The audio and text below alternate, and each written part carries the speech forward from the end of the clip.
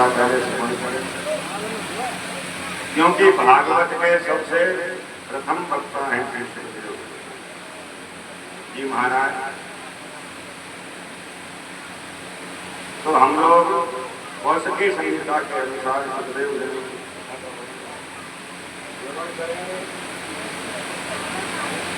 एक बार नारद जी घूमते घूमते कैलाश पर्वत पर पहुंचे। ध्यान से सुनना, कैलाश पर्वत पर भगवान भोलेनाथ समाधि में माता पार्वती के पास पहुंच गए। पार्वती जी ने बढ़िया भोलेनाथ नारद जी का स्वागत सत्कार किया। स्वागत सत्कार करने के बाद में बढ़िया सुंदर खाने को मेवा मिष्ठान भी दिए। नारद जी बोले, माँ आप इतने प्रेम से मुझे मेरा स्वागत सत्कार कर रहे हो, संसार में इतना प्रेम करने के लायक अब कोई बचा नहीं। ये संसार स्वार्थी है, अपने स्वार्थ से प्रेम करता है, इसलिए माँ इतना प्रेम मत किया करो। माता जी ने कहा, अरे कैसी बात करते हो नारद जी, मेरे भोले बाबा तो मुझे बहुत चाहते हो। नारद जी बोले, अरे मैया मैंने कह दी ना कोई किसी को नहीं चाहता। माता जी ने कहा, कैसी बात करते हो? नहीं नहीं, मेरे भोले बाबा तो बहुत चाहते हैं। और नारद जी ने कहा, हम आ ही गए हैं तो कोई ना कोई दिमाग लगाए। जब बहुत ही ज्यादा चाहते हैं तो नारद जी का तो काम ही यही है, जहाँ शांति हो वहाँ शांति पैदा हो जाए। नारद जी आए, कुछ लोग व्यक्ति लोग भी नारद जी का काम करते हैं। महाराज बढ़िया घर गृहस्थी चल रही हो, बढ़िया शांति से रह रहे हो, वहाँ नारद जी बोले के आएंगे, पत्नी से कह जाएंगे, अरे तुम्हारा बिल्कुल ध्यान नहीं रखता, तुम्हारा बताओ तुम कितनी भोली भाली हो, कितनी सीधी सादी हो, कितना ध्यान करते हो, कितना काम करते हो, तुम्हारा बिल्कुल ध्यान। और उधर पति से कह देंगे, तुम्हारी पत्नी तो इतनी बुरी है, इतनी बुरी है, और आप तुम्हारा बढ़िया प्रेम से चल रही है गाड़ी, गाँव में भी आग लगा जाए। तो नारद जी ने कहा, जी ज्यादा ही बड़ाई कर रही है मैया, और हम आई गए हैं तो अपना नाम सार्थक कर दे। मैया तो बोले, एक बात बताओ माता जी, बोले भोलेनाथ आप तो बहुत प्रेम करते हैं। बोले हाँ हाँ बिल्कुल प्रेम करते हैं। तो बोले बहुत प्रेम करते हैं? बोले हाँ बिल्कुल। तो बोले कभी उन्होंने बताया कि उनके गले में जो मुंडों की माला पड़ी हुई है, वो मुंडों की माला में किसके सिर लगा रखे हैं उन्होंने काट काट के? हमें तो लगता है कि आपसे ज्यादा तो वो सिर वालों से प्रेम करते थे भोले बाबा, इसलिए तो उनको 24 घंटे माला में लगा के छाती से लगाए रहते हैं, और तुम तो दूर बैठी रहती हो। तो बताओ तुमसे ज्यादा प्रेम किया कि वो मुंडों की माला वाले सिर वालों से? बताओ, बताया आपको पढ़ के से रह। माता जी बोली बाकी तो सब बता दिया, लेकिन यही बात नहीं। तो बोले हमने तो पहले ही कहा, बोले बाबा तुम्हें चाहता ही नहीं। अब महाराज माता जी के मन में तो बात बैठे, माता जी के मन में बात बैठी। माता जी की आंखें लाल, फूले गाल, आप लोग जानते ही हो घटे की। माता जी नाराज हो गई। नारद जी गुरु मंत्र देखने चले आए, समाधि खुली भोले बाबा की। अरे नारद जी कहाँ भागे जा रहे हो? बोले हमें जरूरी काम याद आ गया, लेकिन माता जी आपको बहुत बेसब्री से इंतजार कर रही हैं, याद कर रही हैं आप। बोले नाथ ने मन ही मन कहा, नारद जी तुम अकेले में मिल के आए हो तो याद ही करेगा आदमी, जरूर तुमने गुरु मंत्र फूंक ही दिया होगा खत्म। अब भोले बाबा पहुंचे, मैया गुस्से में बैठी, हरी देवी क्या हो गया? बस बात मत करो मुझसे, तुम तो बस दिखाने का प्रेम करते हो। भोलेनाथ बोले ऐसा क्या कर दिया मैंने, कौन सी गलती हो गई मेरे से? अरे बोले गलती क्या नहीं हुई, गलती सब गलती है, मुझे क्या? बोले वो तो अच्छा हुआ नारद जी आ गए। नारद गुरुदेव ने मेरी आंखें खोल दी, मुझे सोते हुए से जगा दिया, नहीं तो मैं तो धोखे में ही भी आज। अरे ऐसा क्या कह गए नारद जी? क्या गए? वो तो पूरी बात ही बता गए। ऐसा क्या बताया? अरे बोले तुम बड़े कपटी हो, किसी और को चाहते हो, हमें चाहते ही नहीं हो। वो तो नारद जी ने बता दिया हमें। आपने कैसे क्या बताया? नारद जी ने पूरी बात तो बता दो ने। अरे बताया, कहीं बताया। बोले देखो हमें तो लगता है भोले बाबा तुमसे ज्यादा उनसे प्रेम करते हैं जो उनके गले में मुंडों की माला पड़ी हुई है, उन लोगों से ज्यादा प्रेम करते होंगे, इसलिए तो मरने के बाद भी छाती से चिपकाए। ये बता के अब हमें बताओ तुम, आज तुम्हें हमारी सौगंध है, कौन कौन के जिस्म लगा रहा था? बोले बाबा परेशान। बोले बाबा ने कहा देवी सही बताऊं? बोले हाँ हाँ सही बताने ही पड़ेगा आज।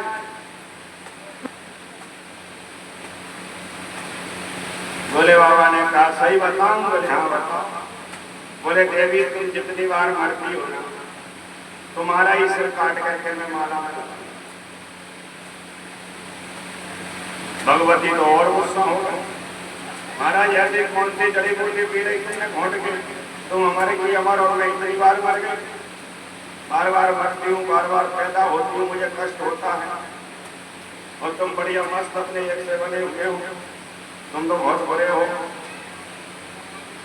बोले बाबा ने कहा नहीं नहीं देवी हमने कोई जड़ी बूटी नहीं घोट सकती। तो बोले फिर? बोले मैंने अमर कथा का। तो बाबा हमें भी अमर कथा सुनाओ। स्वामी जी हमें भी अमर कथा सुनाओ। और महाराज बोले बाबा ने कही अमर कथा तो सुनाएंगे, लेकिन दो शर्तें हैं। पहली शर्त तो जो है कि तुम्हारे अलावा कोई और नहीं सुनेगा, और दूसरी शर्त यह है कि मैं कथा आंखें बंद करके सुनाऊंगा, तो मैं बीच बीच में हुंकारा लगाना पड़ेगा।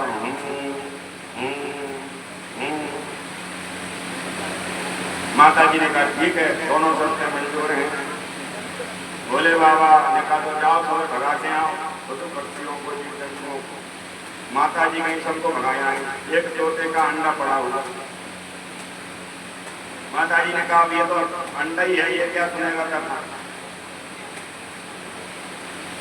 वापस आई, भोलेनाथ ने आंखें बंद करी, समाधि में बैठ गए और अमर कथा प्रारंभ कर दी।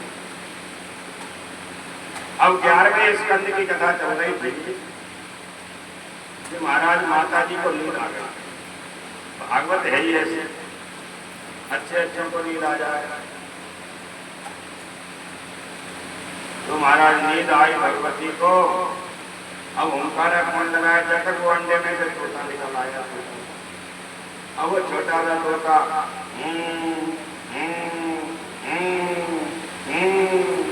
ओंकारा लगा। कथा पूरी हो गई। जयकारा लगाया बाबा ने, बोले भागवत भगवान की। माता जी की नींद खुली। अरे स्वामी आपको कह रहे थे उद्धव और कृष्ण, क्या हुआ उद्धव कृष्ण का? अरे देवी तुम अभी उद्धव कृष्ण चिल्ला रही हो, कथा तो पूरी हो गई। फिर ये ओंकारा किसने लगाया? और तो कोई दिखा नहीं, एक तोते का बच्चा छोटा सा दिख गया। शंकर जी ने कहा इसने मेरी कथा की चोरी करी, आज मैं इसे जिंदा नहीं छोड़ूंगा, ये चोर है। लेकर त्रिशूल महाराज मारने को दौड़े। आगे आगे तोते का बच्चा, पीछे पीछे।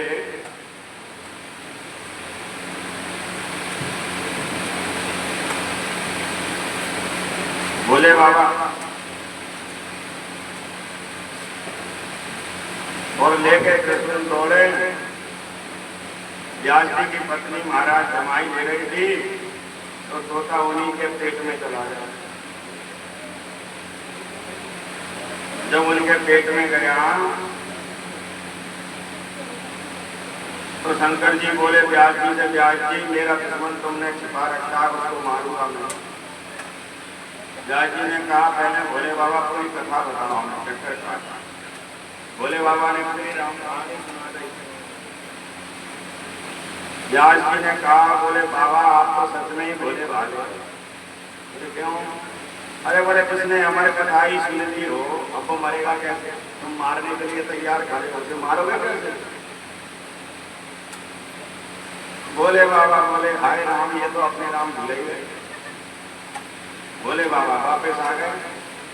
व्यास जी की पत्नी के गर्भ में 12 साल तक श्री सुखदेव जी विराजमान रहे। एक दिन व्यास जी किसी काम से बाहर गए और छोटे छोटे बच्चे विद्यार्थी वेद मंत्रों का पाठ कर रहे थे। और वेद मंत्रों का पाठ कर रहे तो एक मंत्र में कुछ गलत बोल दिया और पास में ही व्यास जी की पत्नी कोई काम कर रही थी तो उनके गर्भ से आवाज आई, उनके गर्भ से आवाज आई, अरे बच्चों ये मंत्र ऐसे नहीं है, ये ऐसे है। बच्चों ने देखा तो वो मंत्र सही किया। सायंकाल हुई, बच्चों ने गुरु जी को बताया, आज माता जी के गर्भ से ही हमें आज आगे का पाठ पढ़ा दिया।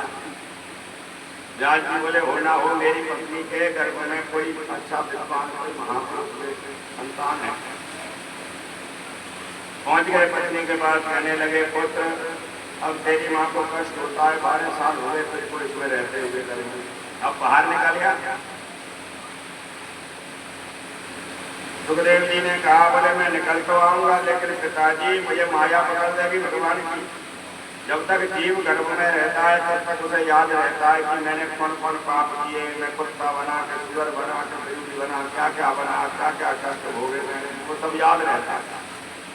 इसलिए जब गर्भ में रहता है तो वो भगवान से प्रार्थना करता है, हे प्रभु अब तक मैंने जो कष्ट भोगा है वो भोगा है, अब की बार मुझे इस नरक से बाहर निकाल दे, तो मलमूत्र की कोठरी से बाहर निकाल दे तो मैं तेरे भजन के अलावा और कुछ नहीं करूं। लेकिन जैसे ही वो बाहर आता है वैसे ही वो सबसे पहले माया को पुकारता है। वो भूल जाता है उस वादे को जो भगवान से करके आया था कि मैं तेरे नाम के अलावा किसी का नाम नहीं लूंगा। वो सबसे पहले आते ही माया को पुकारता हूं, वहां वहां वहां।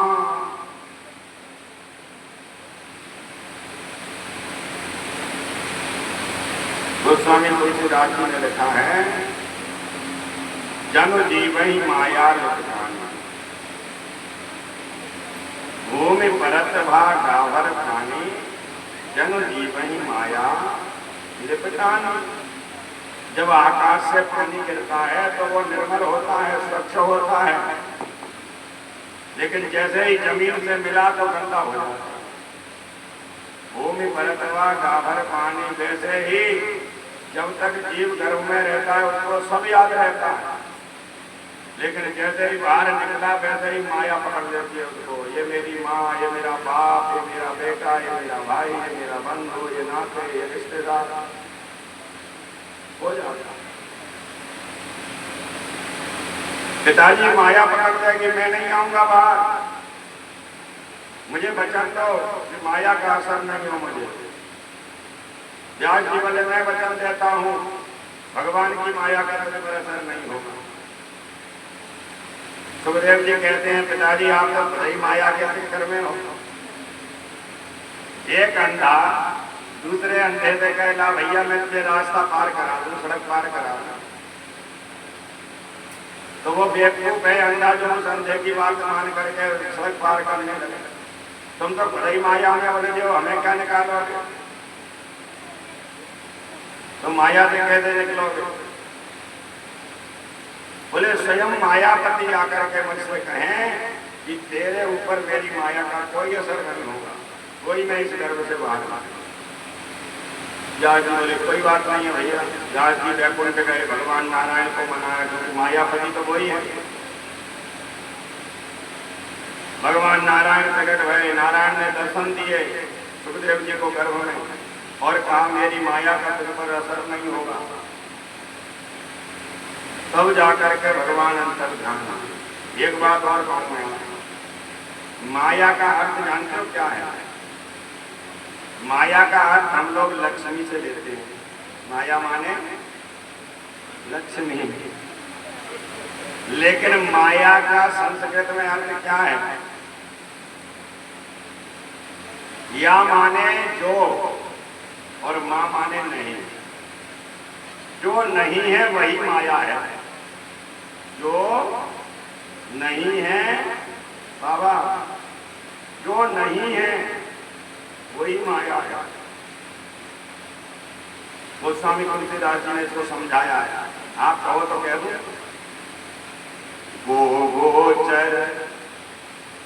गोचर जहाँ लग जाई सो सब माया जाने भाई। गोचर, वो माने इंद्रियां, जहां तक आपकी इंद्रियां मन बुद्धि जा सकते हैं वहां तक माया ही माया है। मतलब ये सारा संसार माया, माया माने नहीं है, बस ये दिख रहा है, इसको अपना मान लेते हैं, है नहीं ये हमारा,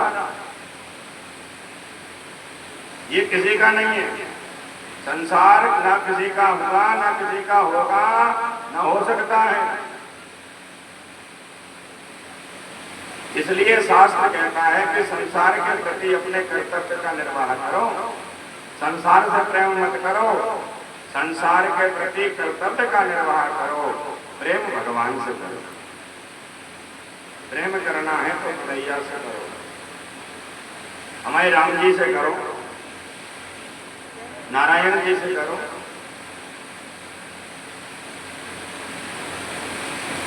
और ये माया जानते हो हमें कब नहीं नचाएगी, ये माया नचा रही है हमें, माया ही तो नचा रही है।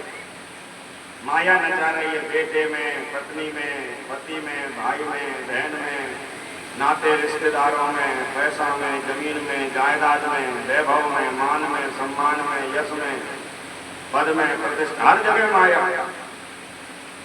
यदि इस माया से बचना है तो गीता में भगवान ने सूत्र दिया है, माया से बचना है तो एक उपाय है क्या, कि माया माया सब कहे माधव कहे न कोई, जो कोई माधव कहे तो माया चेरी हो। हम लोग माया माया कहते हैं, लक्ष्मी लक्ष्मी लक्ष्मी लक्ष्मी, माया, धन लक्ष्मी, वैभव लक्ष्मी, पुत्र लक्ष्मी, संतान लक्ष्मी, आरोग्य लक्ष्मी, ऐश्वर्य लक्ष्मी, लक्ष्मी मानते हैं।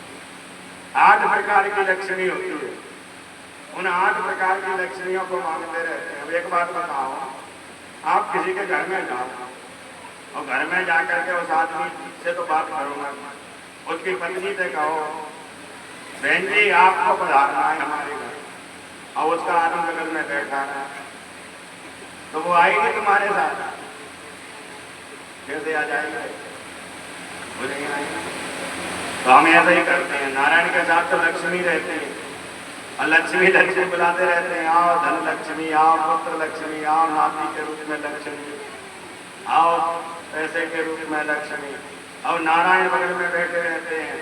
लक्ष्मी कहती है पति को याद ही नहीं कर रहे, मैं कैसे चली जाऊँ।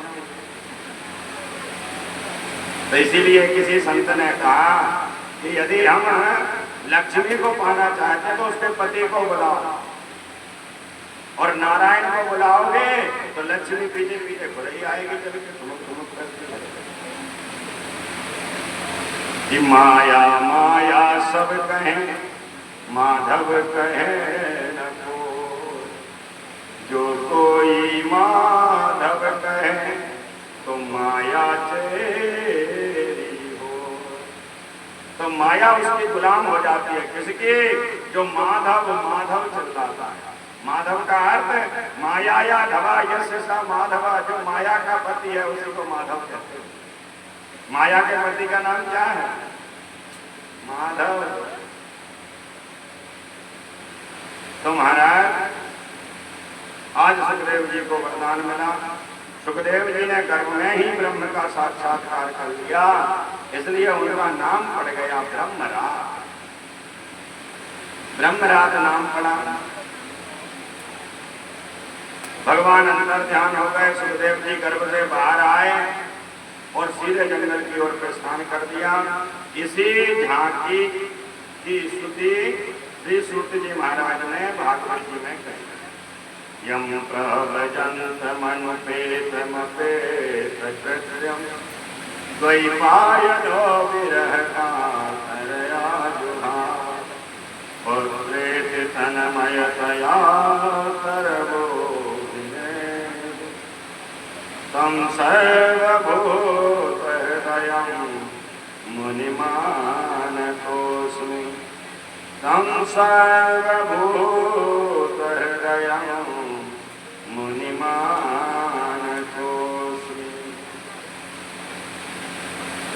सर्वभूत हृदय श्री सुखदेव गुरुदेव को मैं नमस्कार।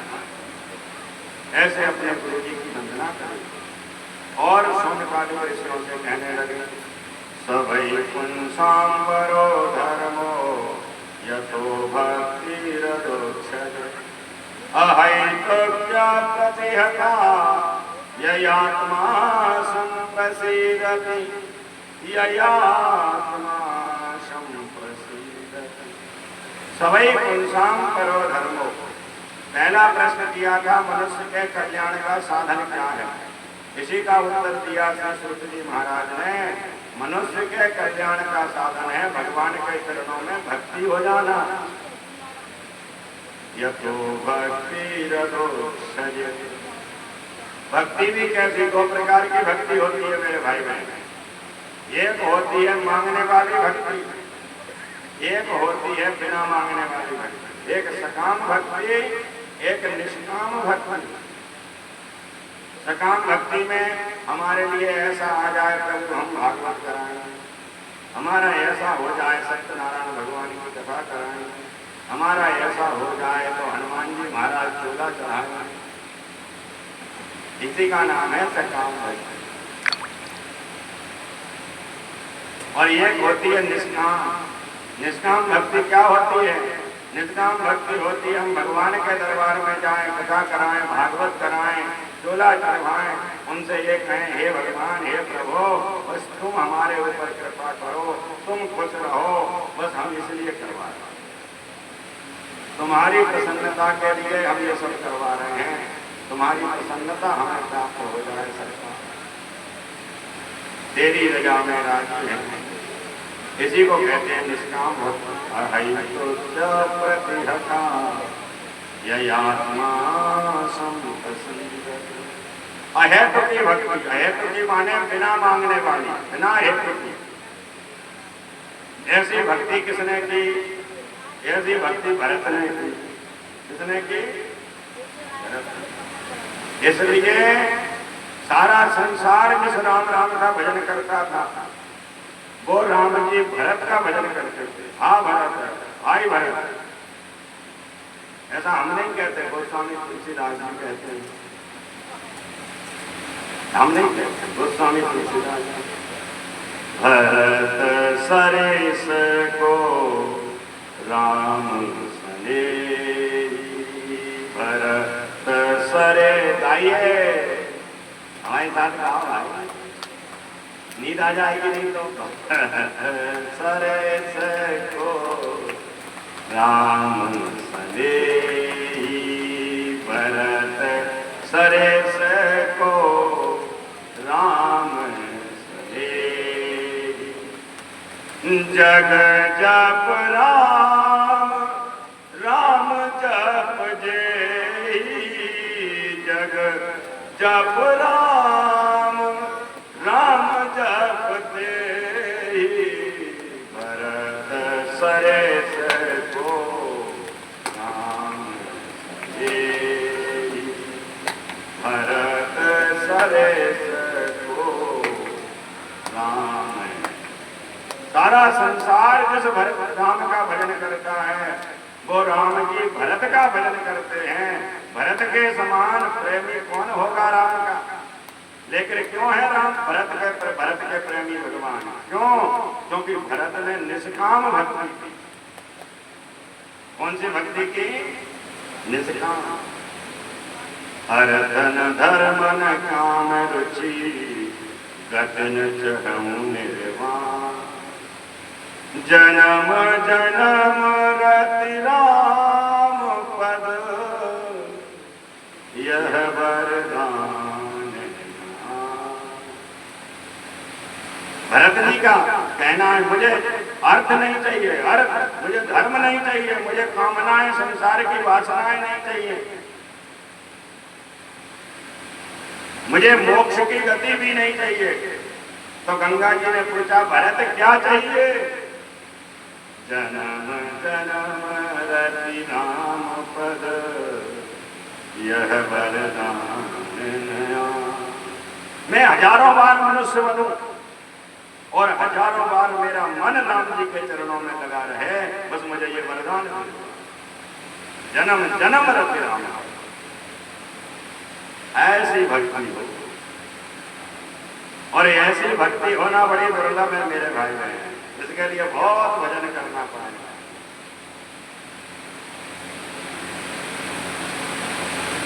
क्योंकि हमें संसार की सारी वस्तुएं प्राप्त हो जाएं, और सारी वस्तुएं प्राप्त होने के बाद में फिर कोई कहे कि भैया इसमें से क्या चाहिए तुम्हें, तो हम तुरंत कछु न कछु मांग ही लेंगे। लेकिन भरत जी को तो मुक्ति का भी लोभ दे दिया। तू मुक्ति चाहता है? भरत कहता है नहीं चाहिए। हर धन धर्म काम रुचि कतिन चहूं। ऐसा आपका हृदय हो जाए कि आप भगवान से कुछ मांगो ही ना। भगवान से कहो, प्यारे तुम खुश रहो, बस हम ये चाहते, तुम्हारे चेहरे पे ये मुस्कुराहट बरकरार रहे, हम तुमको कभी भूले नहीं, बस हम ये चाहते, तुम्हारी याद हमें हमेशा आती रहे, हम तेरी याद में कभी आंसू बहाते रहें, बस हम ये चाहते हैं। यही तो मांगा वृत्रासुर ने। भगवान ने कहा, वृत्रासुर क्या चाहिए? वृत्रासुर ने कहा, मुझे स्वर्ग का राज्य नहीं चाहिए, न नाग पृष्ठम न च पारमेष्ठम, मुझे ब्रह्मलोक नहीं चाहिए, न सार्वभौमम न रसाधिपत्यम, मुझे इस पृथ्वी का लोक, पृथ्वी लोक भी नहीं चाहिए, चक्रवर्ती सम्राट भी नहीं बनना चाहता मैं। तो क्या बनना चाहते हो? रसातल के राजा?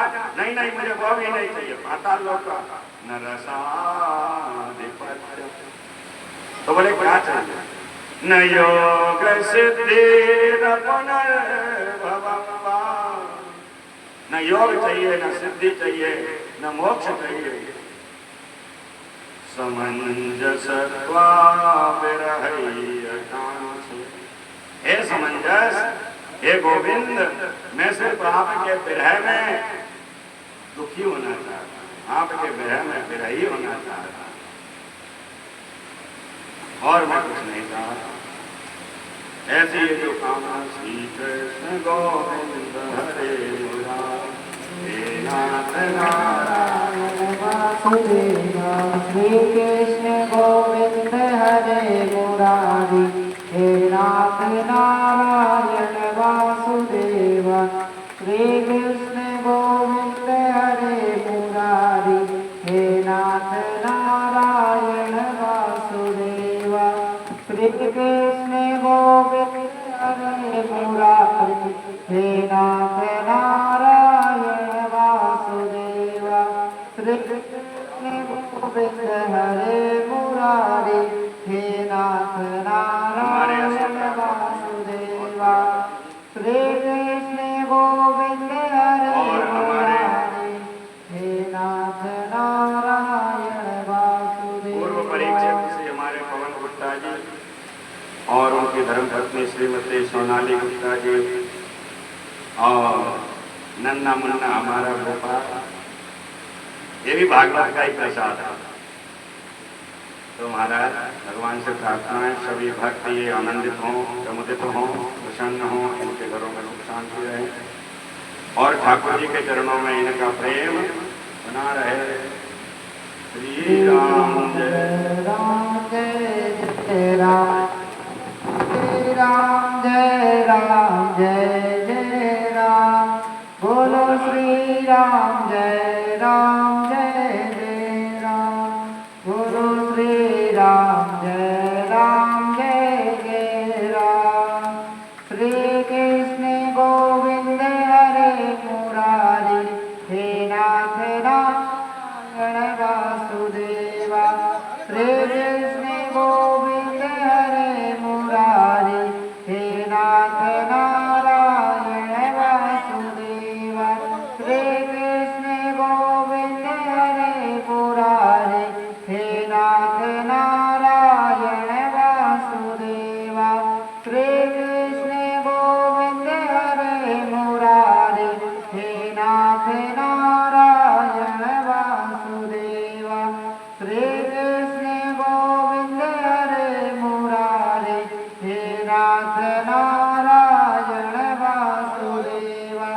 श्री कृष्ण गोविंद हरे मुरारी नाथ नारायण वासुदेव श्री कृष्ण गोविंद हरे मुरारी हे नाथ नारायण वासुदेव राधे गोविंद भजो राधे गोविंद राधे गोविंद भजो राधे गोविंद राधे गोविंद भजो राधे गोविंद श्री गोविंद भजो राधे गोविंद भजो राधे गोविंद भजो राधे गोविंद राधे गोविंद भजो राधे गोविंद राधे गोविंद भजो राधे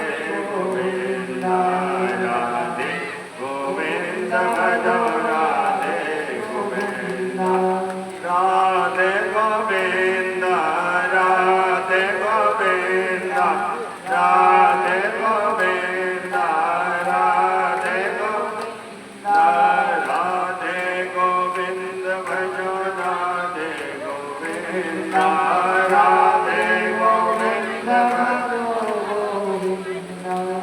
हरे राधे गोविंद भजो राधे गोविंद राधे गोविंद भजो राधे गोविंद राधे गोविंद राधे गोविंद राधे गोविंद राधे गोविंद भजो राधे गोविंद राधे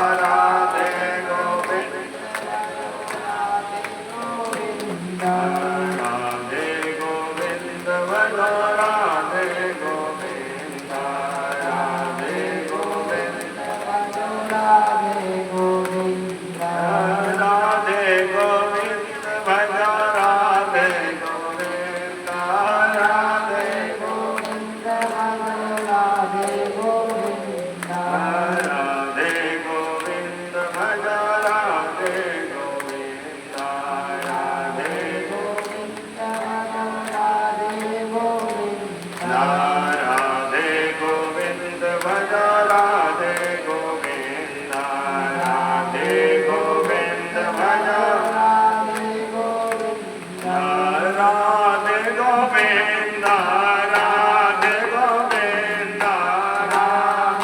गोविंद राधे गोविंद राधे गोविंद राधे गोविंद राधे गोविंद भजो राधे गोविंद राधे गोविंद भजो राधे गोविंद राधे गोविंद भजो राधे गोविंद राधे गोविंद भजो राधे गोविंद राधे गोविंद भजो राधे गोविंद राधे गोविंद भजो राधे गोविंद राधे गोविंद भजो राधे गोविंद राधे गोविंद भजो राधे गोविंद बोल गोविंद भगवान की जय हो वृंदावन बिहारी लाल की जय हो तो भक्ति भरत जैसे हो तो हमारा ये मानव जन्म सफल हो जाए जहाँ भगवान से मांगना मांगना मांगना ही ना हो। प्रहलाद जी से भगवान ने पूछा प्रहलाद क्या चाहिए तुम्हें? तो प्रहलाद जी ने कहा जो मांगते हैं भजन के बदले में वो भक्त नहीं है, वो तो व्यापारी है। नवई भृत्य सवई वणिक, ऐसा लिखा है भागवत। नवई भृत्य सवई वणिक, जो मांगते हैं वो आपके भक्त नहीं, आपके दास नहीं, वो तो वणिक माने बनिया है। बनिया का मतलब कोई जाति संप्रदाय नहीं है। बनिया का मतलब जो व्यापार आदान प्रदान किया जाए इसको कहते हैं वणिक वृत्ति। बोले मांगते हैं, बोले हमने तुम्हारा ये किया बदले में हमें ये दे, ये तो भैया व्यापार हो गया। तो बोले कुछ तो मांग लो। तब प्रहलाद जी ने कहा यदि तुम देना चाहते हो तो एक वरदान दे दो। क्या? मेरे हृदय से आपसे मांगने की इच्छा ही खत्म हो जाए। कामानाम हृदय समरोहम भवतस्तु प्रणय। मेरे हृदय से मांगने की कामना ही खत्म हो जाए। भवतस्तु प्रणयवरम, हे प्रभु ये वरदान मुझे दे दो। यदि राशि समय काम कामास्त्वं वरदर्शभ कामानां हृदय संरोहम् भवतस्तु प्रणयवरम भवतस्तु प्रणयवरम। मेरे हृदय से मांगने की कामना ही समाप्त हो जाए, ऐसा वरदान मुझे दो। ये भक्त की पहचान है, ये निष्काम भक्ति है। यदि हमने मांग लिया तो भगवान भी प्रसन्न हो जाता है। मांगने वाले से भगवान जल्दी खुश होते हैं। जानते हो क्यों? भगवान कहते हैं बढ़िया अच्छा हुआ, इसने खुद मांग करके रिश्ता साफ कर लिया, अपना लेन देन पूरा कर दिया। अब हमें इसके बारे में सोचना नहीं पड़ेगा, चिंता नहीं करनी पड़ेगी। और जो भगवान से मांगता नहीं है, भगवान फिर उसके बारे में चिंतन करते हैं, हमेशा उसका ध्यान रखते हैं। मेरे इस भक्त को कोई कष्ट ना हो जाए, कोई दुख ना आ जाए, इसके जीवन में कोई तकलीफ ना हो। जो नहीं मांगते और जो मांग लेते हैं, भगवान कहते हैं इसने तो हिसाब किताब बराबर कराई दिया। भैया मैंने इतना किया है, इसके बदले में ये वर मुझे दे दो, मैंने भी दे दिया। तो जो है जीवन में निष्काम भक्ति आ जाए तो हमारा कल्याण होता है, मानव का कल्याण, हमारा मतलब मनुष्य का कल्याण। दूसरा, शास्त्रों का सार क्या है? शास्त्रों का सार है भगवान नाम जप। क्या है? भगवान नाम जप। आदि शंकराचार्य भगवान से किसी ने पूछा, आपने सारे शास्त्रों का अध्ययन किया, शास्त्रों का सार बताइए। तो आदि शंकराचार्य भगवान ने एक मंत्र लिखा, आलोढ्यम सर्वशास्त्राणि विचार्य च पुनः पुनः इदमेकं सुनिष्पन्नं ध्येयो नारायणः सदा। आलोड्यम सर्वशास्त्राणि, सारे शास्त्रों का आलोड़न माने पढ़ने के बाद में, और अकेले पढ़े ही नहीं, विचार्य पुनः पुनः बारंबार उनके ऊपर विचार करने के बाद में एक वस्तु सामने आई। क्या? इदमेकं सुनिष्पन्नं ध्येयो नारायणः सदा। एक कन्हैया का ध्यान कर लो, एक नारायण का ध्यान कर लो, एक राघवेंद्र सरकार का ध्यान कर लो, तो समझ लो सारे शास्त्रों का सार आपने पा लिया। और आपने सारे शास्त्र पढ़ लिए और पढ़ने के बाद भी भगवान का ध्यान नहीं किया, तो समझ लो कि आपने कुछ नहीं पढ़ पाया। सब कुछ पढ़ने के बाद भी भगवान का भजन में मन नहीं लगा, तो सारे शास्त्र बेकार। क्यों? क्योंकि हम पढ़ते किस लिए हैं? पढ़ते इसलिए हैं कि हमें सद असद का ज्ञान हो जाए, क्या गलत है क्या सही है इसका बोध हो जाए, इसलिए पढ़ाई करते हैं। इसीलिए तो करते हैं भाई। हम साक्षर क्यों होते हैं? कोई आदमी हमें पागल नहीं बना जाए। हमें 100 रुपये लेना हो तो ऐसा नहीं कि वो 95 ही देके कहते थे तो 100 ही हो गए। हम सही और गलत को जानने के लिए ही तो अध्ययन करते हैं। सद और असत, यदि हमारी बुद्धि ने सद असत विवेचन नहीं कर पाया तो समझ लो कहीं ना कहीं हम अभी ज्ञान के रूप में प्रतिष्ठित नहीं हो पाए। यदि हम ज्ञानी जब बनेंगे, जब हम सद और असत का विवेचन करने लगेंगे कि सत क्या है और असत क्या है, तो सत है भगवान का भजन, और असत क्या है? असत है संसार के विषय। ये संसार ही असत है। अभी बताया ना मैंने, संसार संसार क्या है? ये माया। माया माने जो नहीं है उसी को माया कहते हैं। बस ये दिख रहा है लेकिन है नहीं। तो महाराज शास्त्रों का सार भगवान का भजन है, भगवान का ध्यान है। वासुदेव परा वेदा वासुदेव परा मथा वासुदेव परा योगा वासुदेव परा क्रिया वासुदेव परम ज्ञानम वासुदेव परम तपः वासुदेव परो धर्मो वासुदेव परा गति।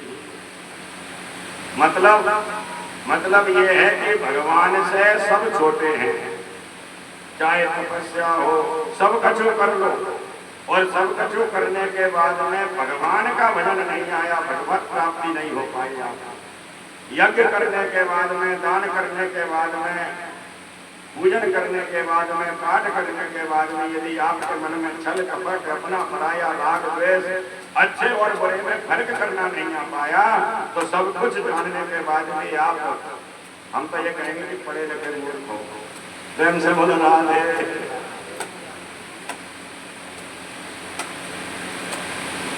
तो महाराज जीवन में पढ़ाई इसलिए होती है कि हम सत्य का ज्ञान करें। और सत्य क्या है? सत्य है भगवान का। शास्त्रों का सार क्या है? भगवान का भजन। तीसरा प्रश्न, भगवान निर्गुण से सगुण क्यों होता है? यदि वो निर्गुण है तो सगुण क्यों होता है?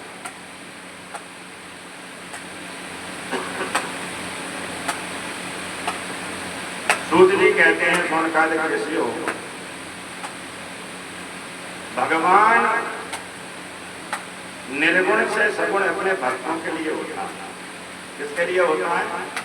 भक्तों के लिए, राक्षसों के लिए नहीं होता। भगवान राम ने अवतार ग्रहण किया रावण के लिए नहीं, भगवान राम ने अवतार ग्रहण किया भिलनी के लिए, केवट के लिए, निषाद राज गुह के लिए। जंगल में अनेक भील कुल निवासी जो थे उनको दर्शन देने के लिए, उनको कृतकृत्य करने के लिए, बंदरों को, भालुओं को, अनेक पशुओं को, पक्षियों को, जो तिरस्कृत अपमानित जीव थे उन सबको हृदय से लगाने के लिए भगवान का अवतार। इस संसार में कोई भी छोटा नहीं, यही भगवान राम ने सिखाया। जब भरत जी मनाने के लिए गए राम जी को, तो भरत जी ने निषाद राज को हृदय से लगाया, और भरत जी ने निषाद राज को हृदय से लगाया। जब वशिष्ठ जी गए तो निषाद राज को हृदय से नहीं लगाया। जब राम जी के पास पहुंचे और वशिष्ठ जी सामने खड़े हुए हैं, भरत जी को गले से लगाया, निषाद के ऊपर नजर पड़ी तो भरत को छोड़ करके निषाद राज को गले से लगा लिया राम जी। और जब निषाद राज को गले से लगाया तो वशिष्ठ जी को अपनी गलती का एहसास हुआ, जिसको परमात्मा अपने हृदय से लगा सकता है, फिर मैं क्यों नहीं लगा? ये बात आप रामचरितमानस का ठीक ढंग से अध्ययन करोगे तो गोस्वामी तुलसीदास जी ने एक चौपाई में उद्धृत किया। लेकिन क्या ये भागवत कथा है? और बाबा को तो प्योर भागवत ही सुननी है। प्रेम से बोलो राधे। इसलिए इस प्रसंग को ज्यादा नहीं बोलेंगे अपन लोग। तो महाराज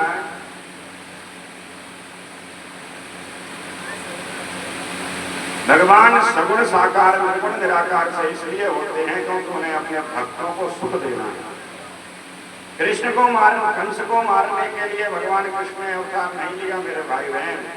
भगवान ने अवतार तो गोपियों के इशारों पर नचने के लिए लिया, ग्वाल वालों के साथ गाय चराने के लिए दिया। गायों को, ग्वाल वालों को, गोपियों को, ब्रजवासियों को, वृक्ष लता पताकाओं को आनंदित, प्रमुदित, हर्षित और सौभाग्यवान बनाने के लिए भगवान को अवतार। राक्षसों को मारना होता तो वो वहीं से बैठे बैठे मार देते। किसी की औकात है जो नहीं मरे, उनके इशारों पर प्रकृति विलास सृष्टिलय हुई। जिसके भौंके हिलाने मात्र से तीनों लोग कांप जाते हैं, तो फिर कंस और रावण की क्या औकात में नहीं मरते, नरसिंह की क्या औकात में नहीं मरते, हिरण्यकश्यप की क्या औकात में नहीं मरते। लेकिन नरसिंह बन करके वो इसीलिए आए क्योंकि उन्हें प्रहलाद को अपनी गोद में लेकर के एक बार प्यार करना था, एक बार उसके ऊपर करुणा बरसानी थी। उसके ऊपर उसने इतना छोटा सा भक्त इतने बड़े दुख ले ले और फिर भी मैं यदि नहीं पहुंचा तो इसके मन में क्या जाएगा। इसलिए वो प्रहलाद के कारण भगवान ने नरसिंह अवतार लिया, नहीं तो हिरण्यकश्यप को तो कभी के कहीं से मार दो।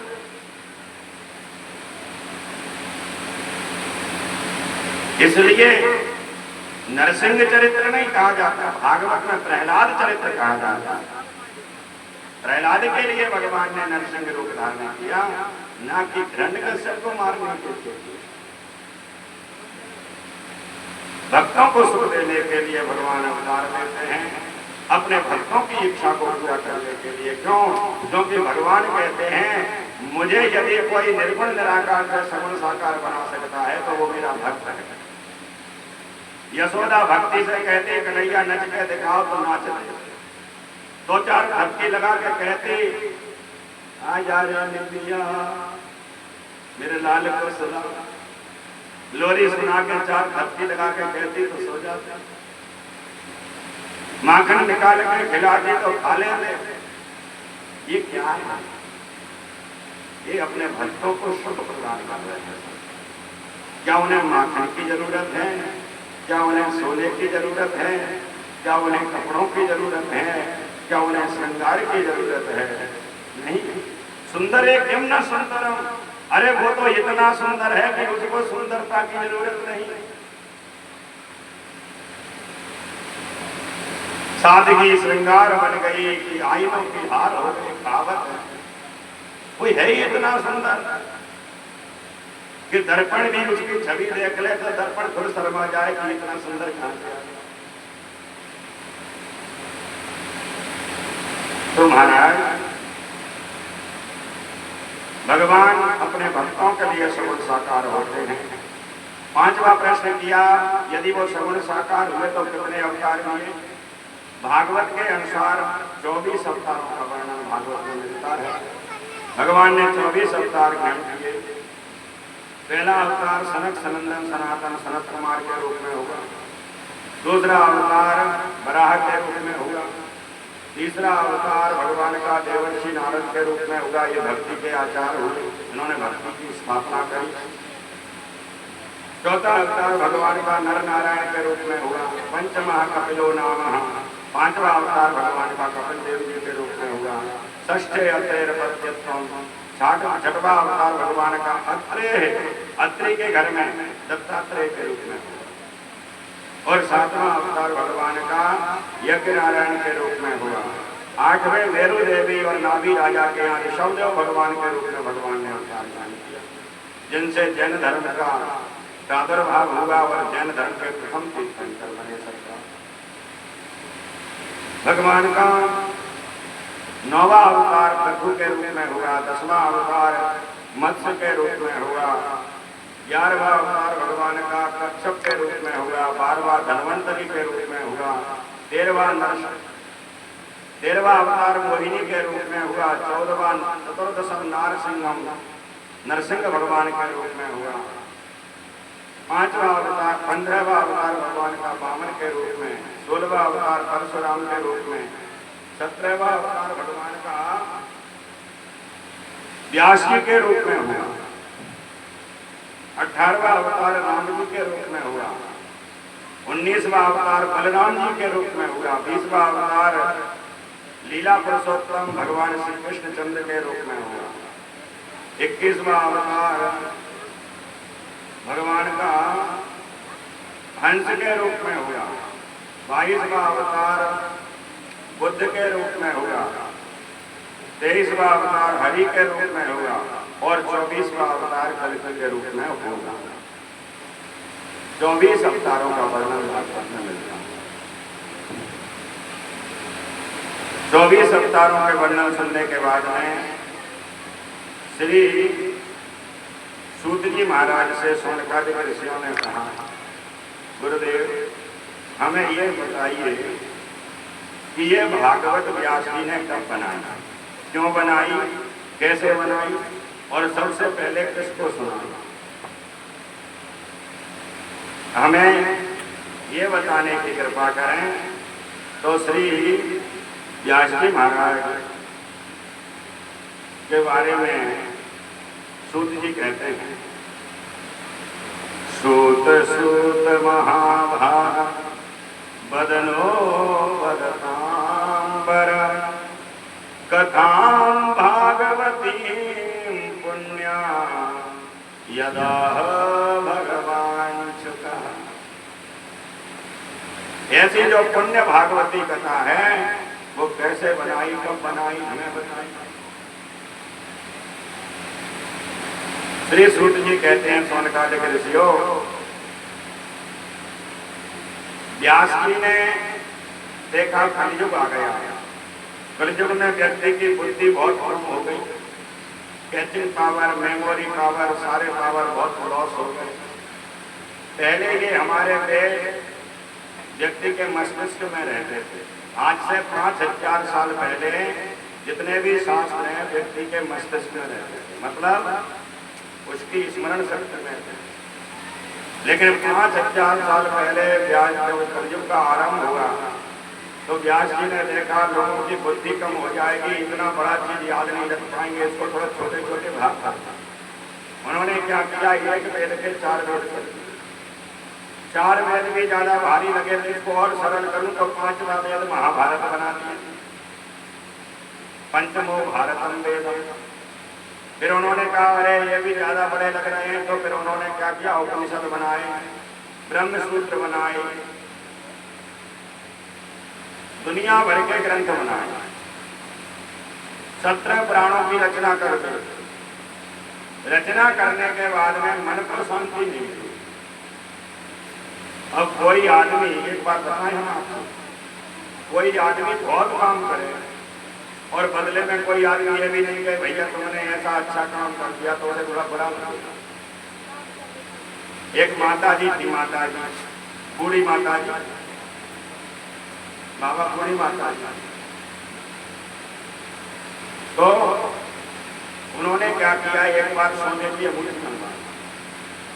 अब बेचारी ने जितना भी जोड़ा था पूरा पैसा इकट्ठा किया, गरीब थी बहुत, एक सोने की अंगूठी बनवा ली, हाथ में पहन के और अंगुली में पहन करके कोई भी बगल वाला अड़ोसी पड़ोसी आता, गांव में बहुत गरीब लोग थे और किसी के पास सोना था ही नहीं, तो वो सबसे कहती भैया देखो यहाँ पानी रखा है, यहाँ बहन मैं रोटी यहाँ बनाती हूँ, ऐसे ऐसे बनाती हूँ। अब सब उसकी बातें सुनते और कहते हाँ हाँ बहन बहुत अच्छा करती हो, बहुत अच्छा करती हो। 2-3 महीना निकल गए, लेकिन वो बेचारी बताते बताते धनी उसका कोई ध्यान ही नहीं देता। एक दिन अपनी झोपड़ी में ही आग लगा लेना। अब झोपड़ी जलने लगी, अब लोग आग बुझाने के लिए आए। लोग पूछे कैसे आग लगी, अरे भैया मैं यहीं थी, यहाँ लेटी थी, पता नहीं क्या हुआ, कैसे हुआ, कैसे लगी, यहाँ से शुरू हुई, फिर पता नहीं बढ़ते बढ़ते बढ़ते बढ़ते बढ़ते बढ़ते कब फैल गई कोई पता नहीं। अब सब सुने, आग बुझाएं, पानी डालें। एक बड़ा बुरा आदमी, बड़ा समझदार बाबा जैसा हमारा, वो पहुंच गया, मैया जी झोपड़ी में आग कैसे लगी, जाए छोड़ो, जल जान दो, जाए जल गई जल्दी डाल दो, जाके तुझे कहा ये बताओ जी ऐसी सुंदर अंगूठी तुमने कब बनवाई, ऐसी सुंदर तो हमने पूरे गांव में ही नहीं देखी। माता जी बोली जावा तुम पहले ही पूछ लेते तो ये मेरी झोपड़ी नहीं चलती।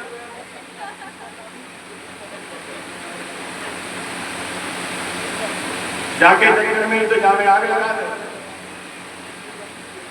अब व्यास जी ने इतने ग्रंथ लिखे, लेकिन कोई पढ़ाई करने वाला नहीं। व्यास जी परेशान टेंशन में इतने लिख दिए, कोई करने वाला ही नहीं, अच्छा काम किया। नारद जी आ गए, श्रीमन नारायण नारायण नारायण श्रीमन नारायण। श्रीमन्नारायण नारायण नारायण श्रीमन् लक्ष्मी नारायण नारायण नारायण लक्ष्मी श्रीमन्नारायण नारायण नारायण श्रीमन्नारायण नारायण श्रीमन्नारायण नारायण नारायण श्रीमन् यज्ञ नारायण नारायण नारायण यज्ञ नारायण जन श्रीमन्नारायण नारायण नारायण श्रीमन् बोल लक्ष्मी नारायण भगवान की। तो महाराज नारद जी आए, नारायण नारायण गाते गाते नारद जी को बिठाया। नारद जी बोले व्यास जी आपके चेहरे पर प्रसन्नता नहीं है, आपका चेहरा तो उदास है, क्या कारण है? अब नारद जी ने अपनी बात कह दी।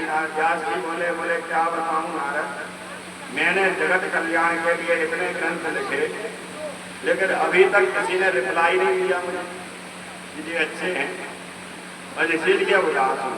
ऐसा लगता है कि ये संसार के काम में नहीं आएंगे, मेरी मेहनत बेकार चली जाएगी।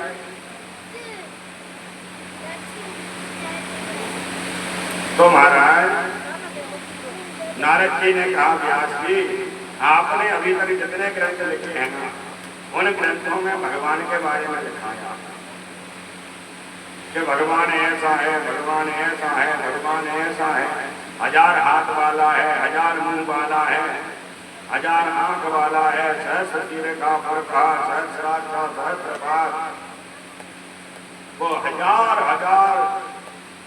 योजन ऊंचाई पर वैकुंठ में रहता है, आपने ये लिखा।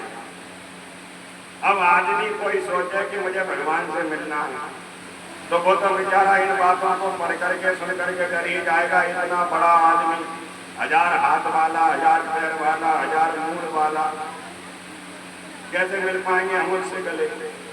कैसे छू पाएंगे उसके पैरों को? हम तो चींटी से भी छोटे दिखेंगे, कैसे पहुंचेंगे इतने ऊंचे पे? व्यास जी बोले कहना क्या चाहते हो तुम नारद? बोले मैं ये कहना चाहता हूँ कि अभी तक तुमने भगवान के बारे में लिखा, अब तुम एक ग्रंथ ऐसा बनाओ जिसमें भक्तों के बारे में, जिसमें भगवान का चरित्र नहीं हो, भक्तों का चरित्र हो, कि जब एक भक्त भक्ति करता है और जब वो उसे पुकारता है आंख में आंसू भर करके, तो वो 1000 हाथ वाला इतना बड़ा बन करके और माँ यशोदा की गोद में, कौशल्या की गोद में, देवकी की गोद में, अदिति की गोद में, और महाराज रोने पर मजबूर हो जाता। वो भक्तों के आगे, भक्तों के इतना विवश हो जाता है भक्ति के मारे कि महाराज को खाने सोने जगने पर मजबूर हो जाता है। ऐसा एक ग्रंथ लिखो जिसमें भगवान का नहीं भक्तों का चरित्र हो।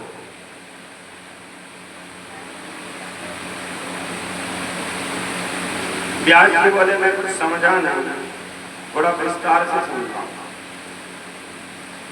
नारद जी ने कहा सुनो, मैं एक बार ब्रह्मलोक गया अपने पिताश्री के पास, और हमारे जो पिताश्री थे ना, तो पिताश्री आंख बंद करके ध्यान कर रहे थे, और आंख बंद करके ध्यान कर रहे थे तो मैं खड़ा हो गया। बड़ा आश्चर्य हुआ, सारे संसार को मेरे पिता ब्रह्मा ने बनाया, ये किसका ध्यान कर रहे हैं? और जब मैं आश्चर्यचकित हुआ तो मैं खड़ा रहा। जब उनके नेत्र खुले तो मैंने पूछा पिताजी सारे संसार को आपने बनाया, फिर आप किसका ध्यान कर रहे हो? ब्रह्मा जी बोले जिसने मुझे बनाया मैं उसका ध्यान कर रहा हूं। अच्छा आपको भी किसी ने पैदा किया? बोले हाँ हाँ मुझे प्रकट किया। कैसे किया? बोले कमल से किया। अच्छा तो आप कैसा ध्यान कर रहे थे, जरा हमें भी बता दो, हम भी करेंगे। तो बोले मेरे पिताजी ने मुझे 4 मंत्र ध्यान से बताए। पहले ये भागवत 4 मंत्रों में थे। फिर बोले मैंने, नारद जी बोले वो 4 मंत्र आज आपको सुना रहा हूं। नारद जी ने भी 4 मंत्र व्यास जी को सुना दिए। व्यास जी ने 4 मंत्र सुने। बोले समझ में आई बात? व्यास जी बोले अभी नहीं समझ पाए, थोड़ा और विस्तार से समझाओ, खुल के समझाओ। नारद जी बोले अब मैं तुम्हें ज्यादा दुनिया की क्या समझाऊं, अपनी बता देता हूं, आप भी बताता। नारद जी ने अपने पूर्व जन्म की कथा की। नारद जी बोले मैं पूर्व जन्म में एक दासी का बेटा, दासी माने बड़े गरीब घर में था। मेरी माँ एक ब्राह्मण के घर, मेरे पिताजी तो असमय जन्म से बचपन में ही, मेरी माँ एक ब्राह्मण के घर पूजा पाठ के बर्तन साफ करके उसकी पूजा के फूल पत्ते ला करके खुद का पेट भरती और मेरा पेट भरती। उस ब्राह्मण ने मुझे आश्रय दे रखा। मेरी माँ हुआ क्या, धीरे धीरे समय व्यतीत हुआ। एक बार कुछ महात्मा आए और महात्मा पहले चतुर्मास करते थे। चतुर्मास माने अभी जो चल रहा है ना, इसको चतुर्मास कहते हैं। चतुर्मास का जो समय है वो यही समय है, देव सैनी एकादशी से लेकर के देव उठनी एकादशी तक चतुर्मास रहता, 4 महीने। इस समय में पहले जो महात्मा होते थे वो जहाँ पे रहते थे वहीं रुक जाते थे, उसी गांव में, क्योंकि नदी नाले आ जाते तो वे रुक जाते, वहीं बैठ के भजन करते। इसको चतुर्मास कहते हैं। तो चतुर्मास करने के लिए आए। ब्राह्मण ने कहा बोले एक काम करो, क्या? मेरी माँ से कहा तुम मेरी सेवा मत करो, इन महात्माओं की सेवा किया करो। मेरी माँ महात्माओं की सेवा में लग गई और महात्माओं की सेवा करते करते, महात्माओं का प्रसाद पाते पाते मेरा मन भर गया। जब महात्मा जाने लगे तो मैं महात्माओं के साथ जाने लगा। एक महात्मा ने मुझे रोका, सर पे हाथ मेरा बेटा, तेरे घर में सिर्फ एक माँ का तू ही सहारा है और तू भी हमारे साथ चला जाएगा तो तेरे गांव के लोग क्या करेंगे? कहेंगे वो महात्मा आए और पता नहीं कौन सा जादू टोना वशीकरण किया और ले गए मेरे बेटे, तो हमारा नाम भी बदनाम होगा। और फिर तेरा कर्तव्य है कि पहले तू माँ की सेवा। हाँ, तुझे हम एक मंत्र बता देते हैं, इस मंत्र का रोज जप करना ज्यादा से ज्यादा, और जब तेरी माँ का शरीर शांत हो जाए तो माँ के शरीर के अंत्येष्टि क्रिया करके फिर तो हमारे आश्रम में आना बढ़िया। नारद जी इस बात पर राजी। नारद जी बोले मैं राजी हो गया। मैं उस मंत्र का जप करता और प्रार्थना करता, हे प्रभु जल्दी से जल्दी मेरी माता जी को उठा लो। और माता जी भगवान के मंदिर में फूल माला लेके जाता और कहती हे प्रभु अब बेटा बड़ा हो गया है, अच्छी से अच्छी बहू ले आओ। अब खुद बनाते बनाते परेशान हो गई हूँ, बहू के हाथ की गरम गरम रोटी खाऊंगी तो थोड़ा शांति मिलेगी, थोड़ा सेवा हो जाएगी, थोड़ा बुढ़ापा अच्छे से कट जाएगा। हम आशाओं में जिए जा रहे हैं। किसमें जिए जा रहे हैं? आशाओं में। आशाएं लगा रखी, आशा पास सतैर करता। ये मनुष्य जीव आशाओं में जी रहा है, बेटा से आशा, बहू से आशा, नाती से, पोतों से, बच्चों से। लेकिन संसार कभी किसी की आशाओं पर खरा नहीं उतरा मेरे भाई बहन।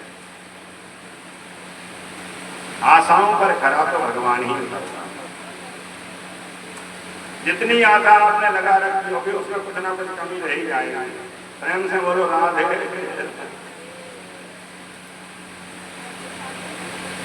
तो महाराज माता जी सोच रही मेरी बहू आ जाए, बेटा सोच रहा कि माता जी चली जाए। नारद जी बोले लेकिन मेरी माँ की तो नहीं सुनी, मेरी सुनी। एक दिन मेरी माता जी पूजा के फूल लेने गई 4 बजे, काले नाग पर पैर पड़ा, उसने दस लिया और वो चली गई भगवान के धाम। मैं स्वतंत्र हो गया, माँ को अंत्येष्टि क्रिया करी, अंतिम संस्कार किया, भजन करने जंगल में चला गया। भजन करने जैसे ही मैंने भजन शुरू किया तो मेरे हृदय में चतुर्भुज रूप के दर्शन हुए। नारद जी बोले और चतुर्भुज रूप के दर्शन हुए तो मैं और खो गया, लेकिन अगले ही पल वो झांकी अंदर ध्यान हो गई, और झांकी जब अंदर ध्यान भई तो मैं घबरा गया, आंखें खोल करके चारों तरफ देखने लगा, कहाँ चला गया जो अभी अंदर में दिख रहा था।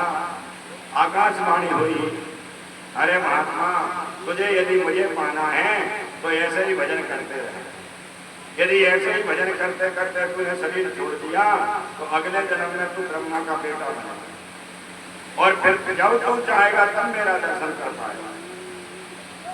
नारद जी ने वो आकाशवाणी सुनी, नारद जी और मन से भजन करने लगे, और भजन करने के बाद प्रार्थना करते। पहले तो कहते थे मैया चली जाए, अब कहते हैं ये शरीर चला जाए, हे प्रभु ऐसी कृपा कर दो ये शरीर चला जाए, इसको भी ले लो। क्योंकि जिसको लगन लग जाती है महाराज, तो फिर वो भगवान से जब जुड़ जाता है तो फिर जीव को कुछ दिखता नहीं।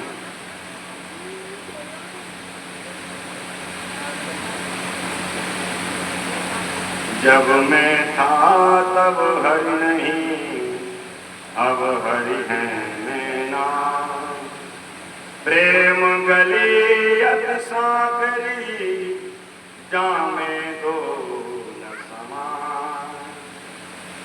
मतीराम माधुरी ने लिखा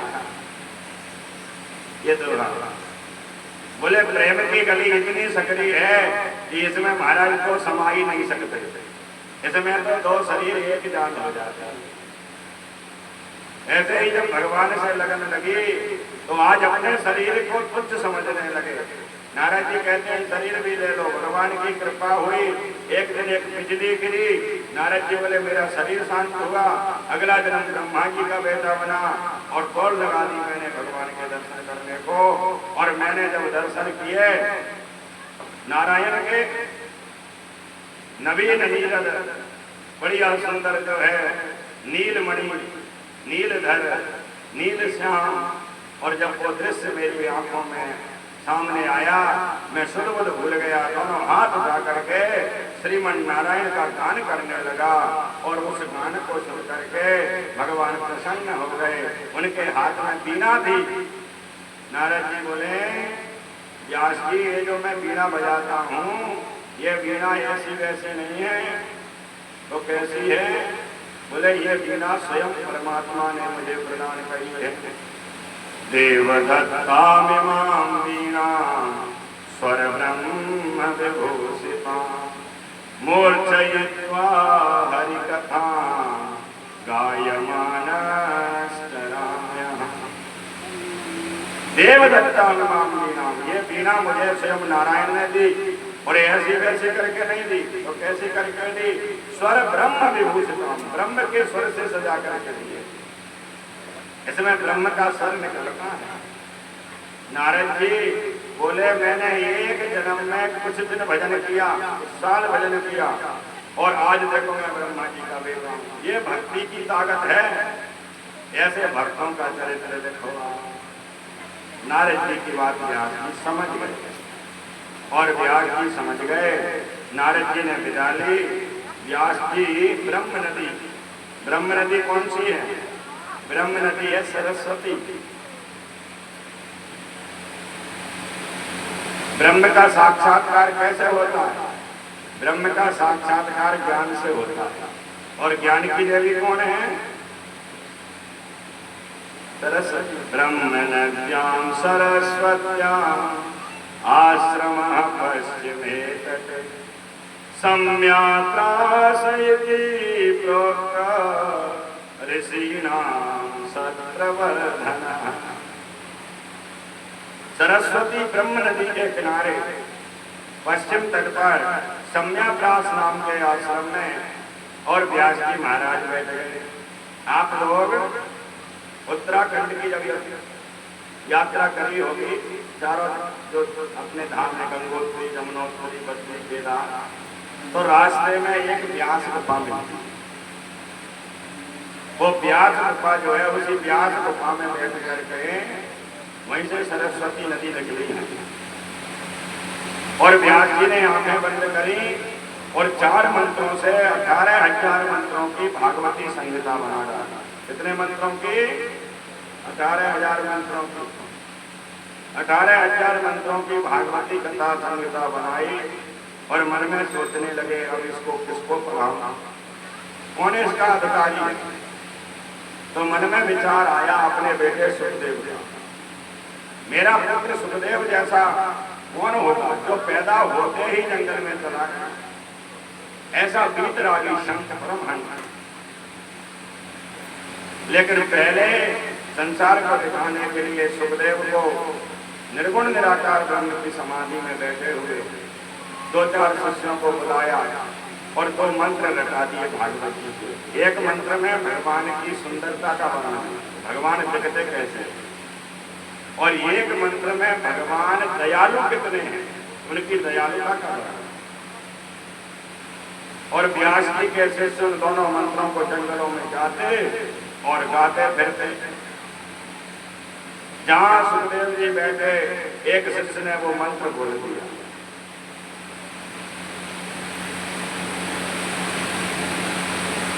और जैसे ही वो मंत्र बोला, आहा इतना सुंदर भी कोई हो सकता है, तुरंत आंखें खुल गई। लेकिन मन में सोचने लगे कभी कभी बगला भी सफेद होता है हंस की तरह, लेकिन काम तो हंस की तरह नहीं होते। कुछ लोग होते हैं सफेद हंस की तरह, लेकिन काम हंस की तरह नहीं होता। क्या पता देखने में ही सुंदर हो, काम गड़बड़ हो। तो फिर आंखें बंद करेंगे और फिर आंखें बंद करी तो दूसरा मंत्र सुना दिया। उस कृष्ण से, उस भगवान से दयालु कौन हो सकता है? कैसा दयालु? बोले जो पूतना अपने स्तनों में हलाहल विष लगा करके मारने के लिए आई, और उस पूतना को भी उसने अपनी मां की गति बना, उसको भी अपने सिर पर बिठा लिया।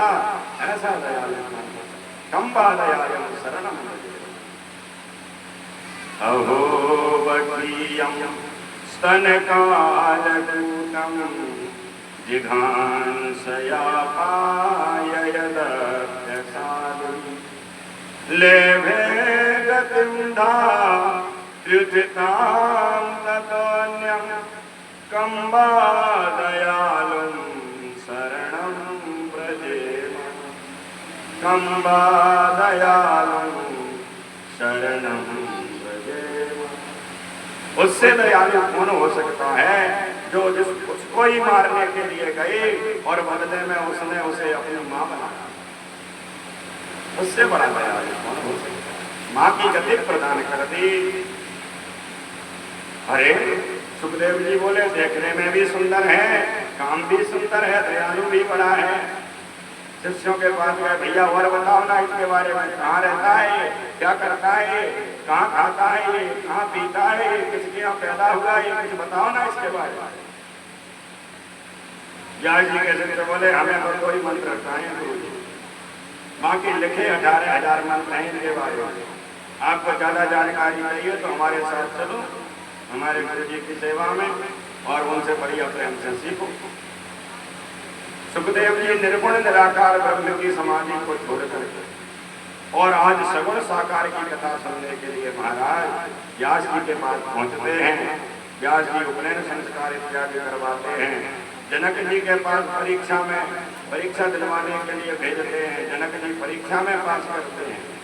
बड़ी सुंदर कथा है, लेकिन ये भागवत में इशारा है इन कथाओं का, वर्णन नहीं है। इनका वर्णन है देवी भागवत में बड़े विस्तार। तो महाराज परीक्षा में पास होकर के आते हैं, तब जाकर के व्यास जी अपने पुत्र को आद्योपांत इस भागवती संहिता का अध्ययन कराते हैं। ऐसे ही भागवती संहिता कौनकादिकों ने कहा, बोले गुरुदेव जब सुखदेव जी ने पढ़ ली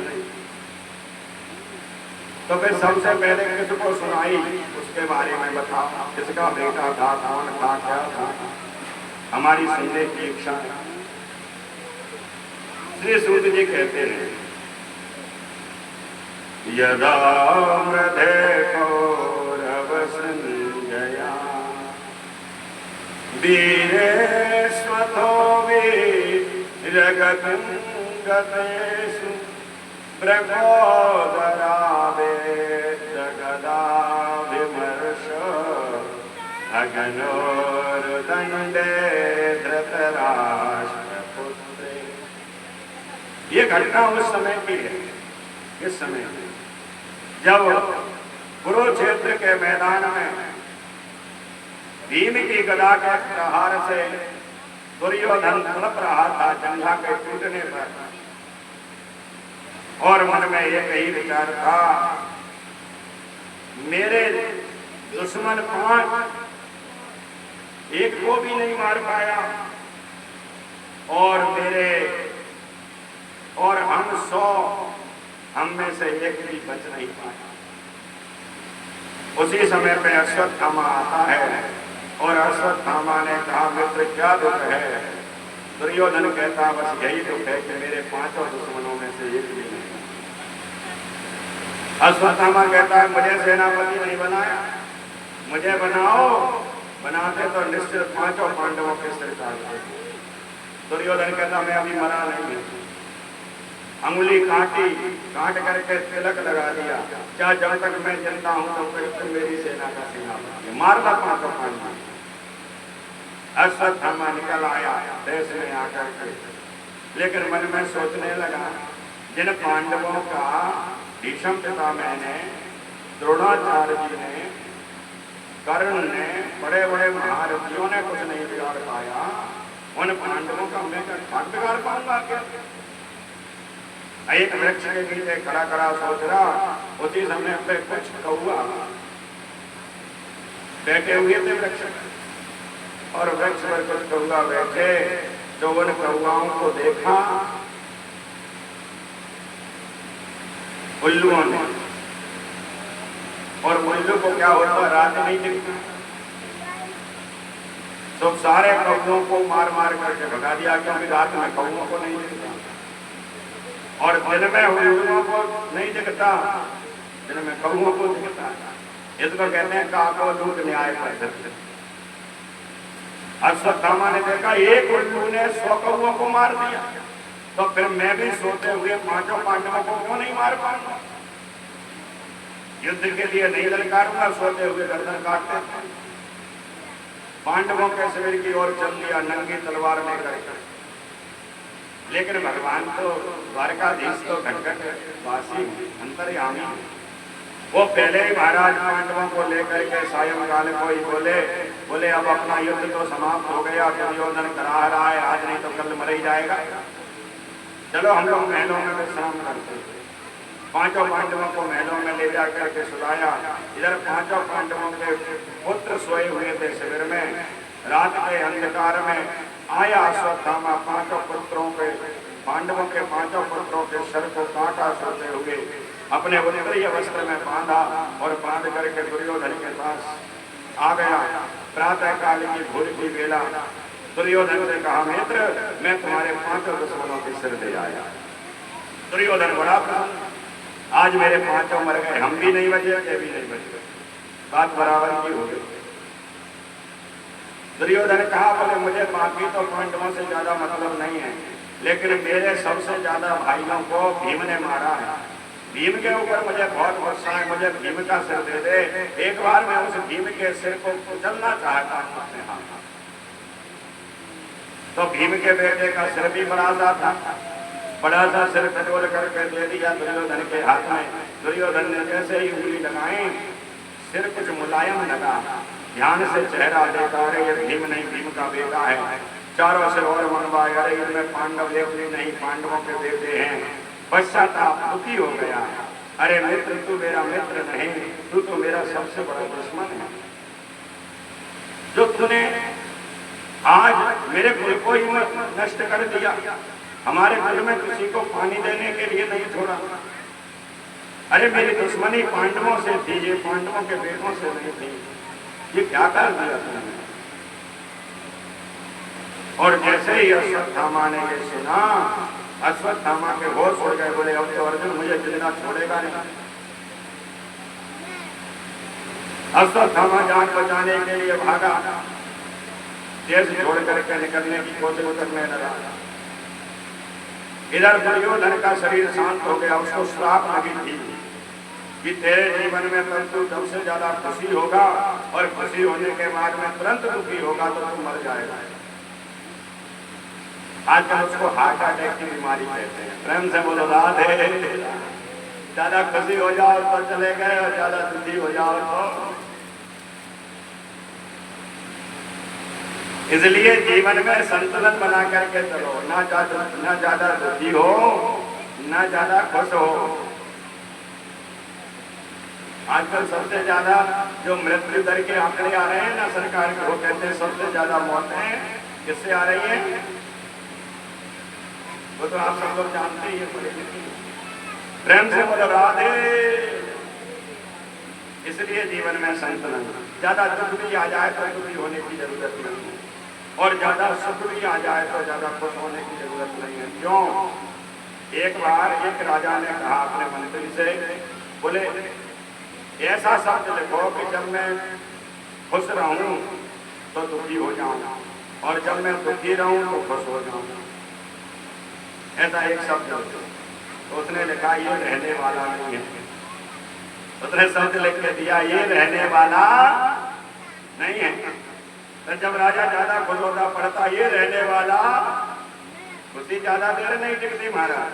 खुशी के पल कब बीत जाए पता नहीं लगता और दुख में पड़ता, दुखी होने का समय आता ये ज्यादा दिन रहने वाला तो खुश हो जाता, ये भी निकल ही जाएगा। इसलिए जीवन में संतुलन बना के रखो।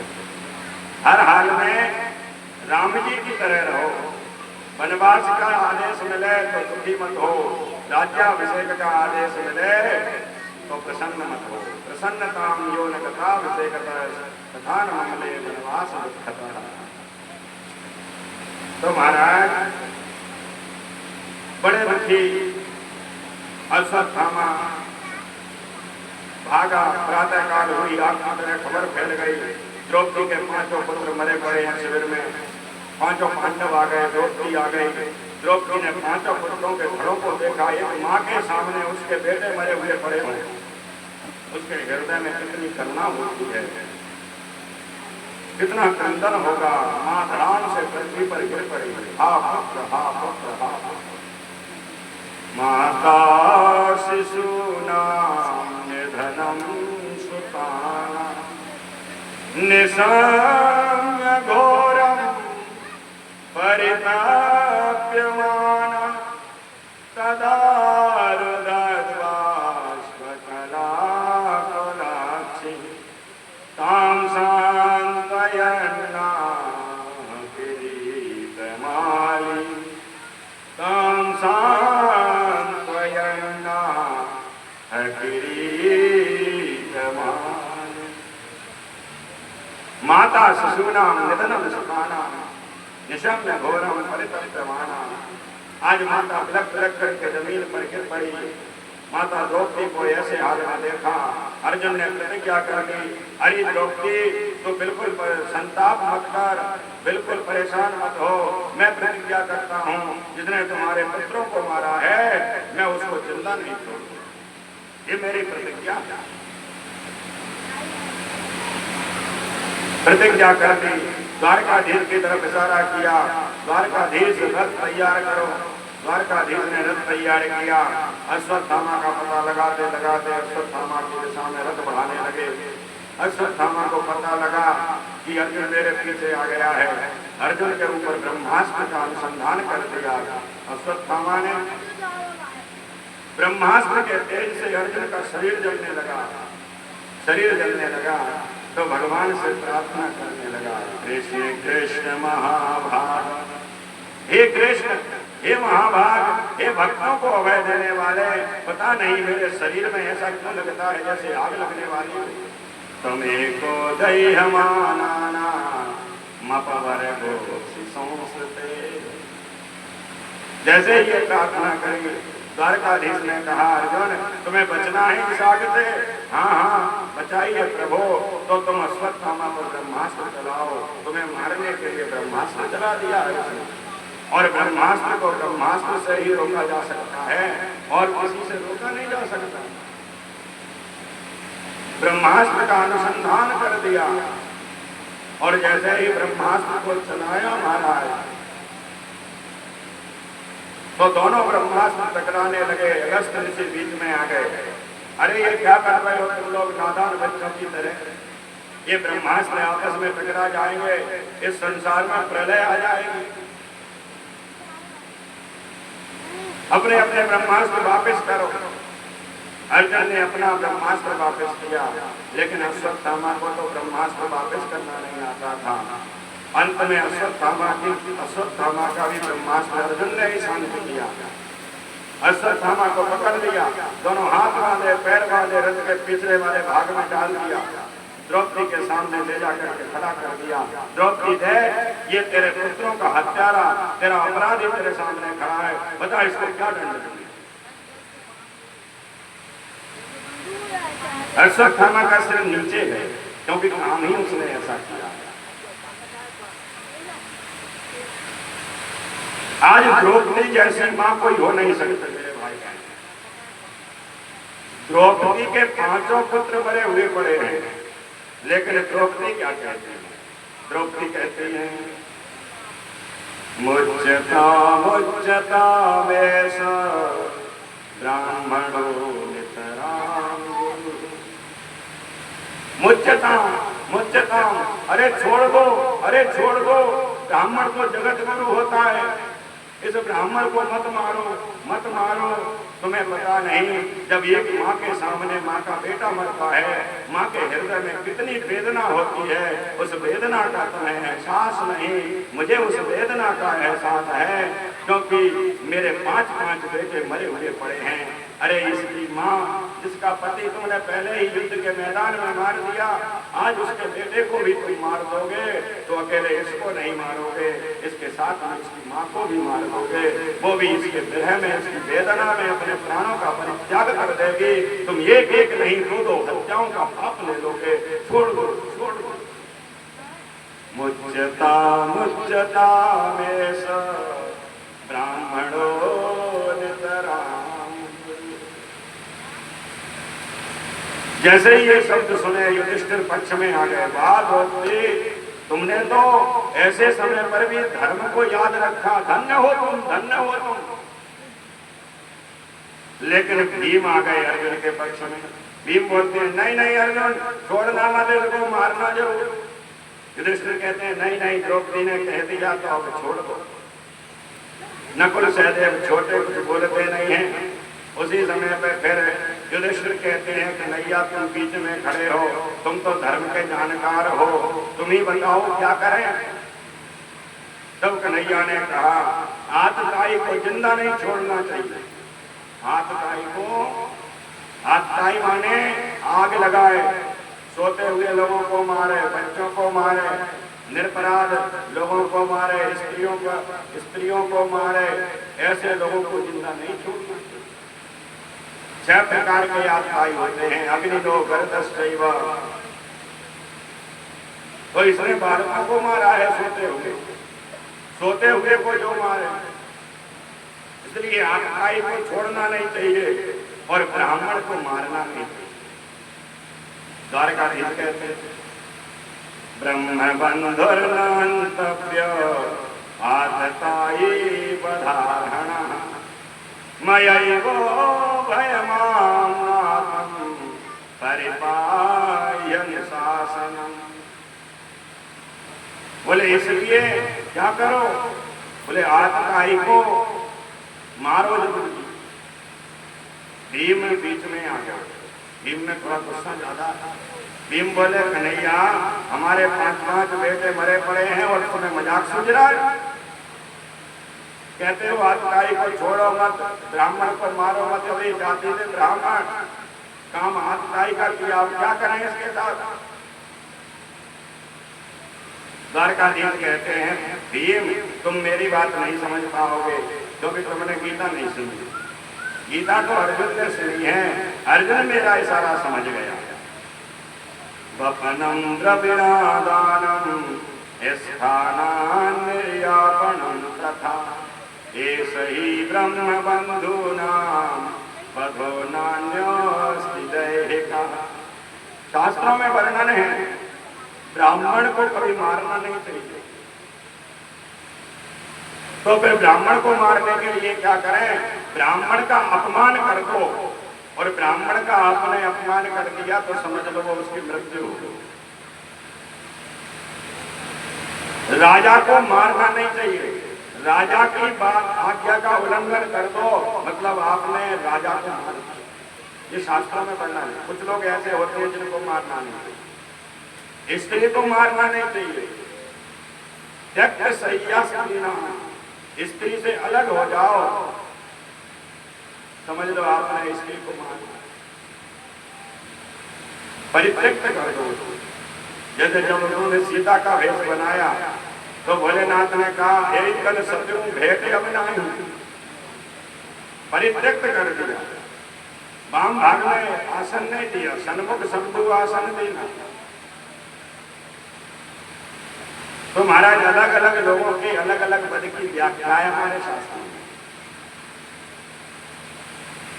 अर्जुन समझ गए। अर्जुन ने उसकी 5 चोटी करी, मुंडन किया, उसके चेहरे पर ब्रह्म तेज की मणि थी, उस मणि को निकाला, मुंह काला किया और अपमान करके गधे पर बिठा के छोड़ दिया। अश्वत्थामा को धन्यवाद देना चाहिए कि जिनके मैंने 5 बेटे मार दिए उसके बदले में भी मुझे मारा नहीं। धन्यवाद है पांडवों का। लेकिन महाराज एक कहावत है, क्या? बर भल बास नरक करता, दुष्ट संग जन देय विधाता। बुरे व्यक्ति के साथ आप अच्छा करोगे ना तो वो बुरा व्यक्ति आपका हमेशा ही बुरा करेगा, वो आपकी अच्छाई को भूल जाता है।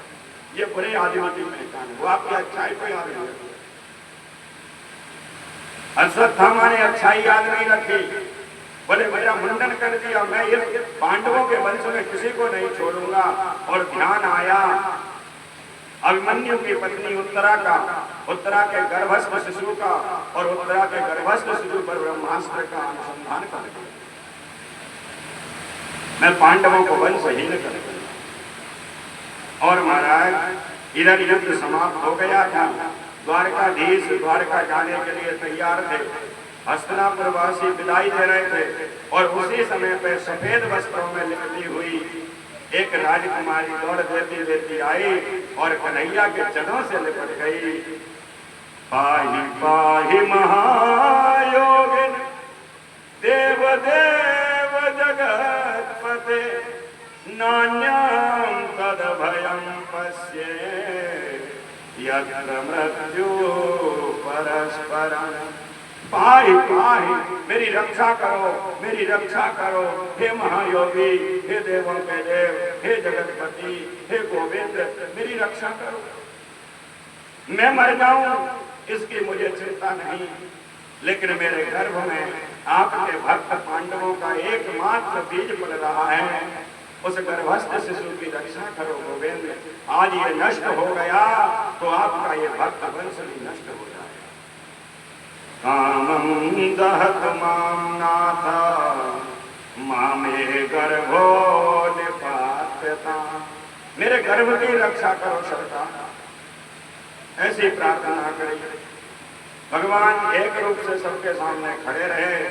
एक अंगुल का रूप बनाया प्रभु ने और एक अंगुल का चतुर्भुज रूप धारण करके माता उत्तरा के गर्भ में प्रवेश कर जाते हैं, शंख चक्र गदा पद्म लेकर के, और गर्भस्थ शिशु की अपने गदा से चारों तरफ घुमा करके रक्षा करने लगते हैं।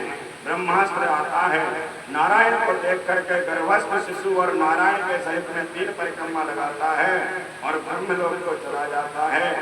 गर्भ में ही परीक्षित जी दर्शन कर लेते हैं भगवान का, इसलिए परीक्षित का एक नाम था विष्णुराज। जिसने गर्भ में ही विष्णु को दर्शन कर लिया हो उसको कहते हैं विष्णुराज। माता उत्तरा जैसा भाग्यवान कौन होगा मेरे भाई बहन, जिसके गर्भ में भक्त और भगवान एक साथ न करते। शास्त्रों में लिखा है भगवान कभी गर्भ में नहीं आते। किसी स्तुति को देख लो आप, समद्भुतम बालकमं भुजक्षणं चतुर्भुजं जम संत गदा युगायुग।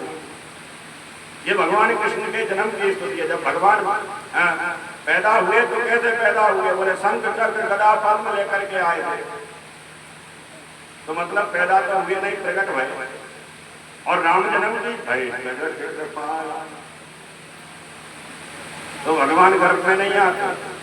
लेकिन भागवत कहती है परीक्षित साक्षी, परीक्षित साक्षी है इस बात का कि उसने गर्भ में भगवान को देखा। भगवान गर्भ में आते हैं, कब आते हैं? जब अपने भक्तों पर कष्ट हो तब आते हैं।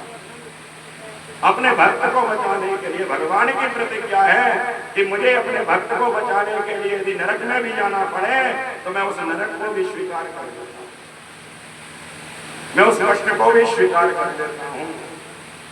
और महाराज ऐसे वो भक्त वत्सल हैं, ऐसे वो दयालु हैं, फिर भी देखो हम उसका भजन नहीं करते।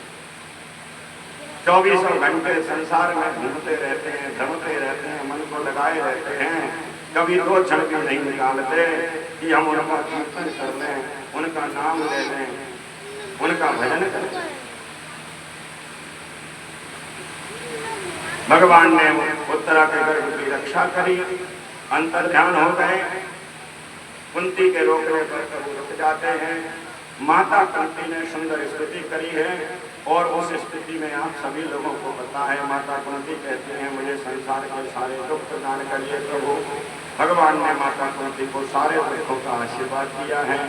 उसके बाद में प्रभु भीष्म जी के पास जाते हैं और भीष्म जी पांडवों को राजधर्म, दान धर्म, मोक्ष धर्म, ज्ञान धर्म इत्यादि का उपदेश करते हैं। भगवान अंत में भीष्म जी को दर्शन देते हैं और भगवान के दर्शन करते करते भीष्म जी का महाप्रयाण होता है। आज भीष्म जी की मृत्यु नहीं, मृत्यु महोत्सव बन जाती है। ऐसी मृत्यु किसकी हो कि भगवान सामने हो और हमारा शरीर शांत हो जाए।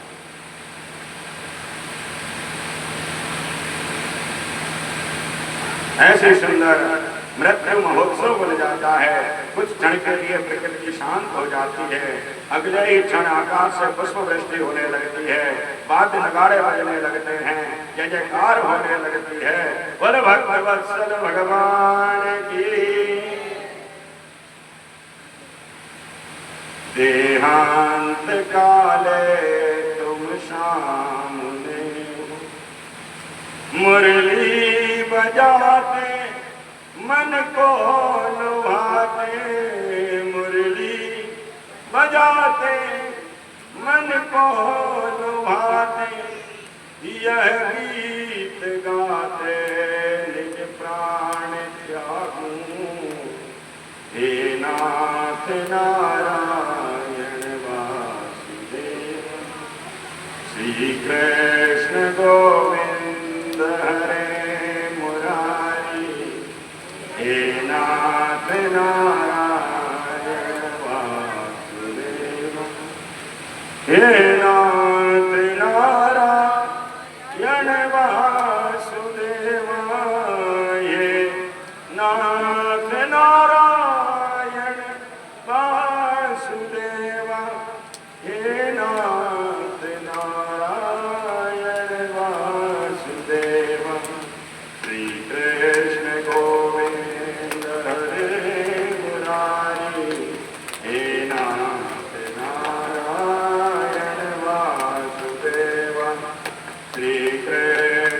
गोविंद हरे मुरारी, हे नाथ नारायण वासुदेव। बोल भक्त वत्सल भगवान की। आज भीष्म जी का महाप्रयाण होगा। इसी के साथ में भगवान द्वारकाधीश द्वारका पहुंचते हैं, द्वारकावासी भव्य स्वागत करते हैं, राजोचित सम्मान प्राप्त करते हैं। प्रभु परीक्षित का जन्म होता है। परीक्षित के जन्म के अवसर पर बड़े बड़े दैवज्ञ आते हैं, महात्मा आते हैं। एक महात्मा आकाशवाणी करते हैं, इसको एक महात्मा की श्राप लगेगी इस समय और नाग के डसे जाने से मृत्यु को प्राप्त हो जाएगा। युधिष्ठिर शोक संतप्त हो जाते हैं, हमारे परिवार में कोई अकाल मौत नहीं मरा, ये मर जाएगा, भूत प्रेत बन जाएगा, अधोगति को चला जाएगा, बड़ी परेशानी होगी उस जीव को। उसी समय पे दूसरे महात्मा कहते हैं चिंता मत करो, उसी समय पे एक महात्मा और आएंगे और अपनी वाणी रूपी अस्त्र से इसको मुक्त कर देंगे। और जब ये सुना तो युधिष्ठिर प्रसन्न हो जाते हैं। द्वारकाधीश भी पधारते हैं परीक्षित के जन्म के उत्सव में और वापस जाने लगते हैं तो अर्जुन साथ में जाता है। अर्जुन साथ में गया। अर्जुन को 6 महीने हो गए गए हुए। युधिष्ठिर को बड़े बड़े बड़े सपने आने लगे। युधिष्ठिर भीम से कहने लगा मुझे बड़े बड़े बड़े सपने आते हैं, क्या करूं? तो उसी समय पे अर्जुन लौट आते हैं, चेहरा लटका हुआ है, आंखों में म्लानता है। अर्जुन से पूछते हैं क्या हो गया अर्जुन, क्यों दुखी हो तुम? क्या द्वारकाधीश हमें छोड़ करके चले गए? जैसे ये शब्द कहे धड़ाम से अर्जुन जमीन पर गिर पड़ते हैं और माता कुंती को ये खबर लगी। माता कुंती भी अपने शरीर को छोड़ देती हैं। पांडव लोग परीक्षित को राजकाज सौंपते हैं और हिमालय की ओर प्रस्थान कर देते हैं। और परीक्षित राजा बनकर के एक बार शिकार खेलने गया। एक समीक ऋषि के आश्रम में पहुंचा, मरा हुआ सर्प डाल दिया गले में। सरंगी ऋषि उनके पुत्र, उनको पता लगा, गंगा जल अंजलि में भर करके बीच गंगा में खड़े होकर के श्राप दे दिया, जिसने मेरे पिता के गले में मरा हुआ सर्प डाला है उसको आज से ठीक 7वें दिन तक्षक नाम का सर्प डस ले। तक्षक सप्त में हनी। जैसे ही ये महाराज वाणी रूपी वज्र का प्रहार किया, परीक्षित तो वापस आ गए, लेकिन जरासंध का जो मुकुट था सोने का, जिस पर कलयुग का वास हो गया था परीक्षित के कहने पर, क्योंकि कलयुग को परीक्षित ने ही 4 स्थान दिए थे, जहाँ पर हिंसा होती हो, जहाँ पर चोरी होती हो, जहाँ पर व्यभिचार होता हो, जहाँ पर मद्यपान, जहाँ पर शराब इत्यादि नशीली चीजें खाते पीते हो लोग, वहाँ पर तुम रहो। जब कलयुग ने और मांगा तो 5वां स्थान स्वर्ण दिया और उसी सोने में आकर के आज कलयुग बैठ गए, जिसके कारण महात्मा का तिरस्कार किया परीक्षित ने। श्राप लगी, महात्मा को पता लगा। महात्मा ने कहा अपने पुत्र से, अरे तुमने क्या कर दिया? ऐसे राजा को श्राप दे दिया। ऐसा राजा भारत वर्ष को अब मिलेगा नहीं। अपने एक शिष्य को बुलाया और कहा जाओ और जाकर के परीक्षित को बताओ कि तुम आज से 7वें दिन मर जाओगे। जैसे ही महाराज ये बात परीक्षित को पता चली, परीक्षित ने राजकाज मंत्रियों को सौंपा और मंत्रियों को सौंप करके गंगा किनारे आ जाते हैं। गंगा किनारे आ करके परीक्षित ने अपना आसन जमाया। आगे की तरह यह खबर फैल गई, बड़े बड़े महात्मा आए। प्रत्येक महात्मा से परीक्षित एक प्रश्न करते हैं, मरने वाले व्यक्ति को क्या करना चाहिए?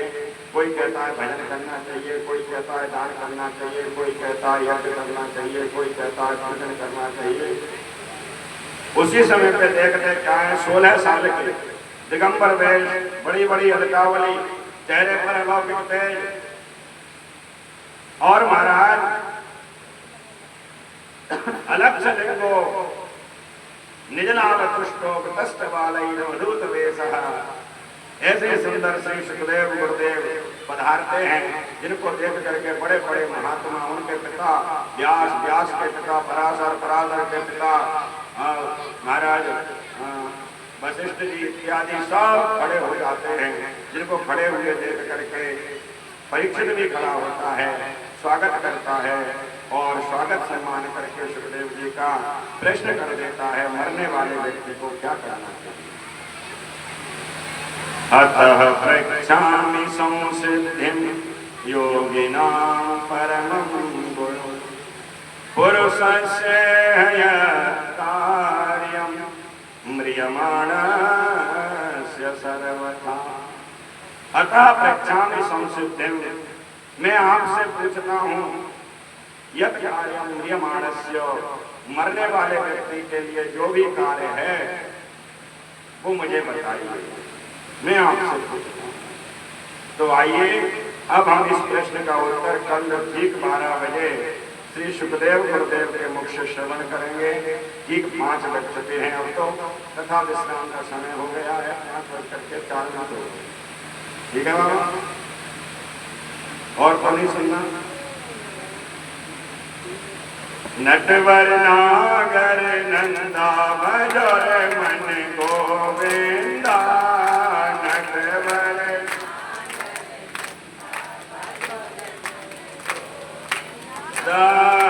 नटवर नागर नंदा भजर मन गोविंदा, नटवर